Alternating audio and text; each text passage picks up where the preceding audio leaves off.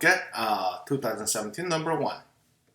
So we have a tank that has height of 10 feet. The area of horizontal cross-section of the tank at height h is given by the function a. So these are the area, and then h in feet that's going through in this way. So where a of h measures in square feet, the function a is continuous and then decreases as h increases, and then you can see that as h increases, it decreases here. Now use the left Riemann sum with the 3 subintervals indicated by the data in the above. Approximate the volume. How do you approximate the volume? Volume is base area times height. So in fact, what we're going to be doing is this. Let me try to write down solution A here. Volume in this case would have been A of h dh from 0 through 10. So that can be approximated, and then they want you to use a left Riemann sum. So this is my first rectangle, and I'll be using this value. So we get this difference is 2 times 50.3 plus next one is difference is 3, so we have 3 times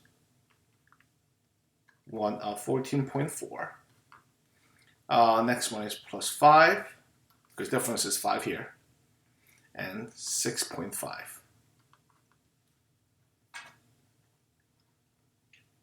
So when you put this one into calculator, this is calculator question, then what we end up getting is 176.3. And then they want you to indicate the unit, so we're going to get cubic feet. Is our answer. Now, does the approximation in part A over or under approximation? Now, you have to realize that as the function decreases, as h increases, the function is decreasing. So essentially, if I have to give you one quick sketch, when h was equal to 0, we are at 50 something, and then the function is somewhat decreasing. This is 10. Then whenever you do the left Riemann sum, then you can surely see that you're gonna over approximate them. So your answer should be something along the line of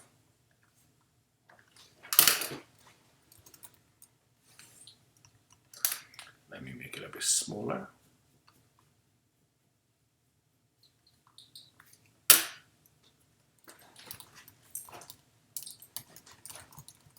Is over estimate because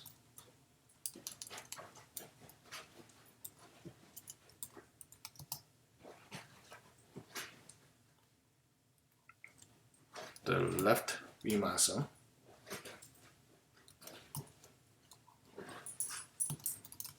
over estimate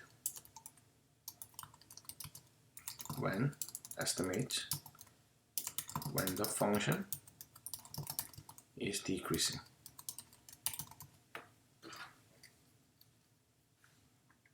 So something along that line. Okay, so that's basically what we can do. Part C, the area of the horizontal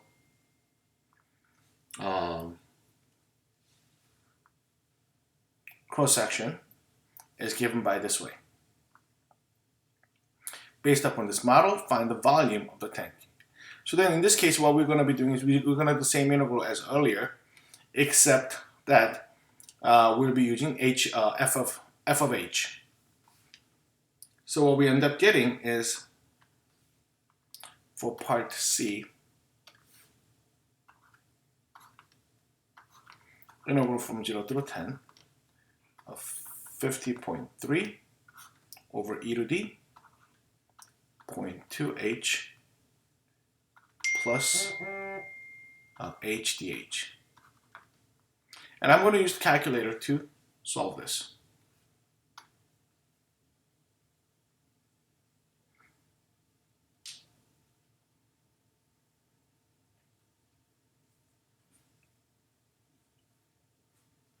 So then what I'm going to do on the y, equals, I'm going to put down this expression. Here we have 50.3 e to the 0.2x plus x. Alrighty. Now quit, and I'm gonna integrate this one. So number 9 from 0 to 10. Expression is I'm gonna call that as y sub 1 here, and then x. All right, so it becomes 101.325. So we get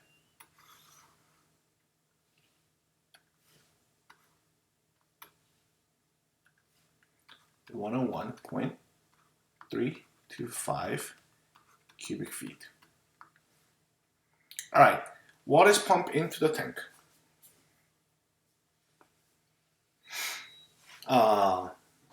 When the height of the water is 5 feet, the height is decreasing at the rate of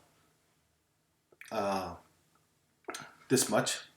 Using the model from part C, find the rate at which the volume of the water is changing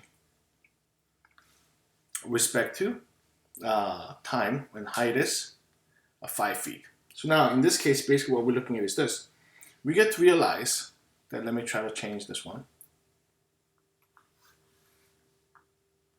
Part D, volume would have been equal to, from 0 to h, f, I guess I can call it f of x, because I don't want to repeat the expression, f of x dx here.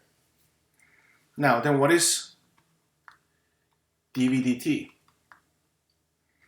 dv dt is in fact equal to, by the fundamental theorem of calculus, we're going to get f of h multiplied by dh dt by the chain rule.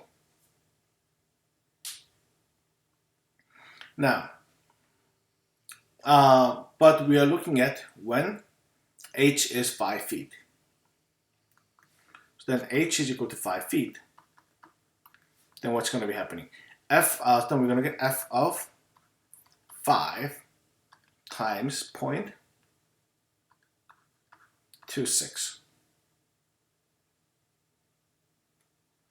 Then what do we end up getting, guys? I'm going to use the calculator to figure this one out.